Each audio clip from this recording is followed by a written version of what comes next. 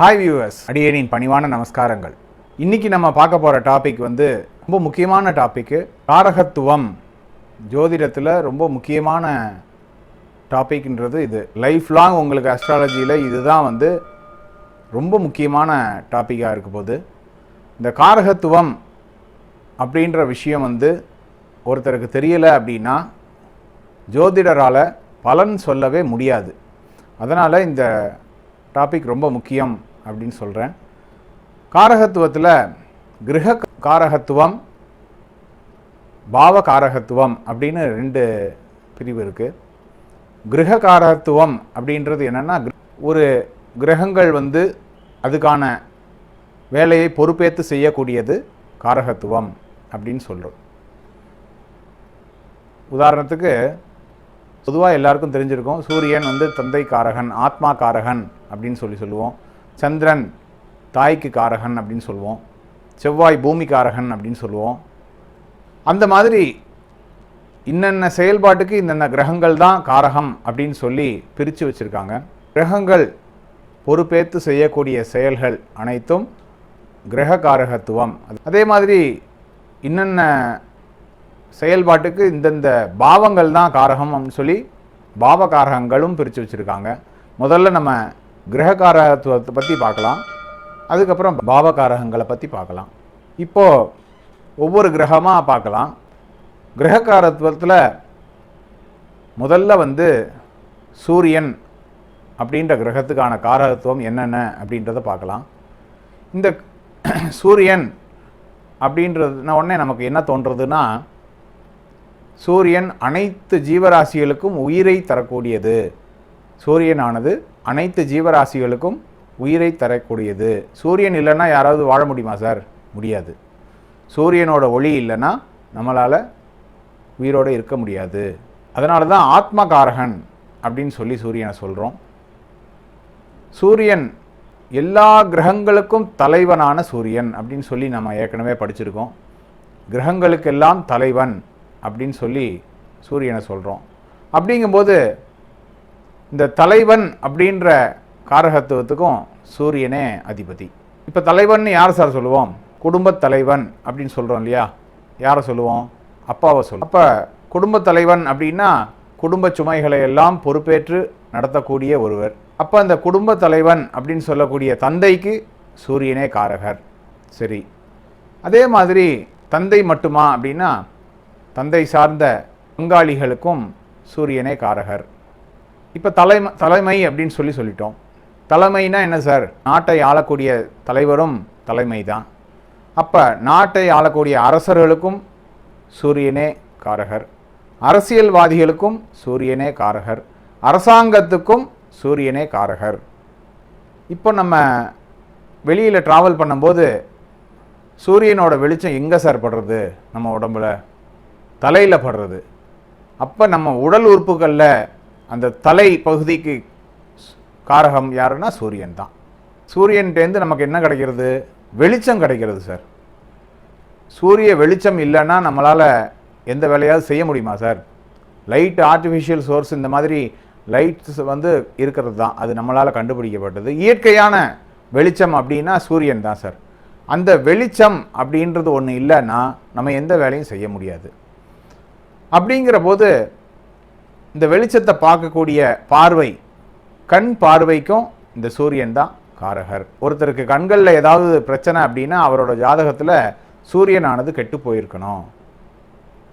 அந்த மாதிரி சார் கண் பார்வைகளுக்கும் சூரியனே காரகர். அதுக்கப்புறம் சூரியன் உயிர்காரகன் சொல்கிறோம். சூரியனோட சக்தியினால் எல்லா கிரகங்களும் இயங்கிறது அப்படின்னு சொல்கிறோம். சூரியன் ஒரு ஈர்ப்பு விசையை வைத்து எல்லா கிரகங்களையும் தன் கட்டுப்பாட்டிற்கு ஒரே அந்த நீள்வட்ட வடிவத்தில் சுத்த வைக்கிறது. இப்போ சூரியனோட சக்தி இல்லைன்னா என்ன ஆகும் சார்? அந்த கிரகங்கள்லாம் அந்த நேர் பாதையில், அதோட பாதைகளில் சுத்தாமல் ஒன்று இடிச்சுக்கும். ஒவ்வொரு கிரகமும் முட்டிக்காமல் அந்த நீள்வட்ட பாதையில் தன்னோட சக்தியின் மூலமாக அந்த கிரகங்களை ஈர்த்து பிடிச்சிண்டு சுத்த வைக்கிறது. அப்போது நம்ம உடலில் உள்ளே இருக்கிற உறுப்புகள் ஒன்றோடு ஒன்று உரசாமல் பாதுகாக்கிறது எது சார்? எலும்பு.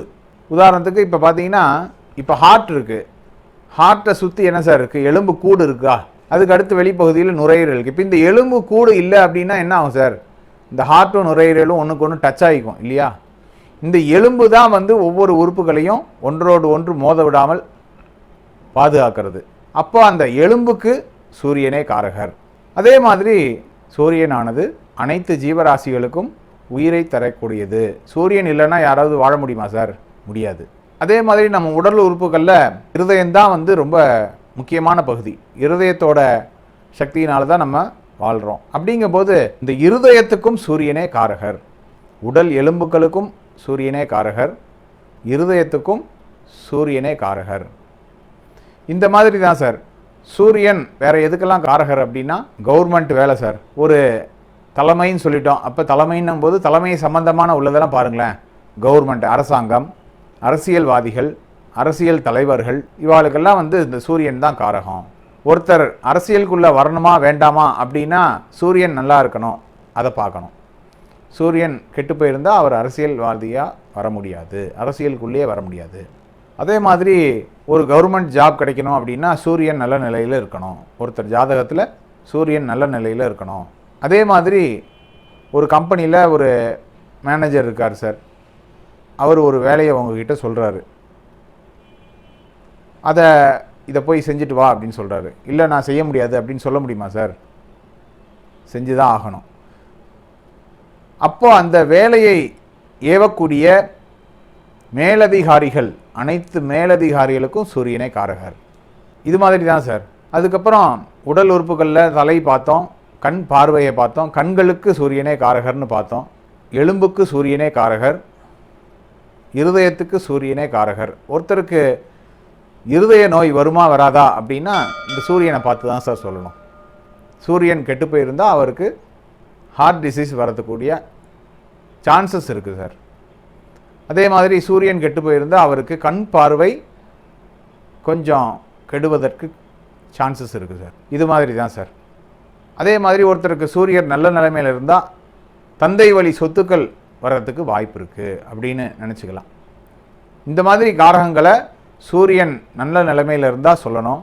சூரியன் கெட்டு போயிருந்தால் அந்தந்த காரகங்களுக்கு நெகட்டிவான ரிசல்ட் கிடைக்கும் சார். இந்த சூரியனானவர் வேறு எதுக்கெல்லாம் காரகர் அப்படின்னா, நோய் தீர்க்கும் மருந்துக்கு சூரியனே காரகர். எப்படி சார் மருந்துக்கு காரகர்னு சொல்கிறீங்க? நமக்கு சூரிய ஒளியின் மூலமாக தான் நம்ம உடலுக்கு தேவையான சக்தி கிடைக்கிறது. உடலை குணப்படுத்தக்கூடிய சூரிய ஒளி இல்லை அப்படின்னா, அந்த சக்தியானது இல்லை அப்படின்னா நிறைய நோய்கள் உண்டாகும். உதாரணத்துக்கு நீங்கள் ஹாஸ்பிட்டலில் பிறந்த குழந்தைய பார்த்தீங்கன்னா காலையில் கொஞ்சம் வெயிலில் காட்டுங்கன்னு சொல்லுவாங்க டாக்டர்லாம். எதுக்கு சார்? அந்த சூரிய ஒளி கார்த்தால 8 மணிக்கு அந்த இளம் வெயிலானது ஒரு மருந்தாக செயல்படுகிறது. குழந்தையுடைய மேனியை அந்த நல்ல ஸ்கின் உண்டாகிறதுக்கான மருந்தாக செயல்படுகிறது. ஸோ அப்போ மருந்துக்கு சூரியனே காரகர் அப்படின்னு சொல்லலாம் சார். அந்த மருந்தை எழுதி தரக்கூடிய மருத்துவருக்கும் சூரியனே காரகர். அப்புறம் உடல் உஷ்ணத்துக்கு யார் காரகர்னா சூரியன் தான் சார். உடல் உஷ்ணம், அதாவது உடலோட தட்பவெப்பநிலை, அதுகளுக்கெல்லாம் அந்த உடல் உஷ்ண மாற்றத்துக்கு காரணம் சூரியன். ஒருத்தருக்கு காய்ச்சல் வருமா? காய்ச்சல்ன்றது உடல் சூடானா காய்ச்சல் வரும். அது எதனால் சார்? அதுக்கு இந்த சூரியனே காரகர். அந்த உடல் உஷ்ண மாற்றத்துக்கு காரகம் யாருன்னா சூரியன். இப்போ இந்த காய்ச்சல் சரியாக போகணும்னா நம்ம எதை சார் எடுத்துக்கிறோம்? டேப்லெட் எடுத்துக்கிறோம். அப்போது அந்த டேப்லெட் ஆனது உடல் மாற்றத்தை உண்டு பண்ணுறது. அதாவது சூடாக இருக்குது, உடல் சூடாக இருக்கிறதுனால நம்ம டேப்லெட் போட்டோம். டேப்லெட் போட்ட உடனே நமக்கு அந்த காய்ச்சல் வந்து சரியாகுது. அப்போ உடல் உஷ்ண மாற்றம் ஏற்படுறது. அப்போ அந்த மருந்து உள்ளே சென்றதும் உடல் உஷ்ண மாற்றம் ஏற்படுறது இல்லையா? அப்போ உடல் உஷ்ண மாற்றத்துக்கு சூரியன் காரகன்னு சொல்லிட்டோம். அப்போ அந்த மருந்துக்கு சூரியனே காரகர். அந்த மருந்தை எழுதி தரக்கூடிய மருத்துவருக்கும் சூரியனே காரகர். மருத்துவ கல்விக்கும் சூரியனே காரகர். இப்போ ஒருத்தர் உங்கள் உடம்புல ஒரு அடி அடிக்கிறார் சார். அடித்த உடனே உங்கள் நரம்பு உணர்ச்சிகள் எல்லாத்தையும் எடுத்துன்னு போய் உங்களுக்கு அவர் அடித்தார் அப்படின்ற கமாண்டை வந்து இந்த மூளை தான் உங்களுக்கு கொடுக்கறது இல்லையா? இந்த மூளைக்கு காரகர் யாருன்னா சூரியன் தான். ஒருத்தருக்கு மெடிக்கல் சீட்டு கிடைக்கணும் அப்படின்னா சூரியன் நல்ல நிலைமையில் இருந்தால் தான் சார் கிடைக்கும். சூரியன் கெட்டு போயிருந்தால் அவர் மெடிக்கல் படிக்க முடியாது. அது மாதிரி மெடிக்கல் சம்பந்தமான துறைகளுக்கும் சூரியனே காரகர். தலைக்கு சூரியனே காரகர்னு ஏற்கனவே சொல்லியிருக்கோம்.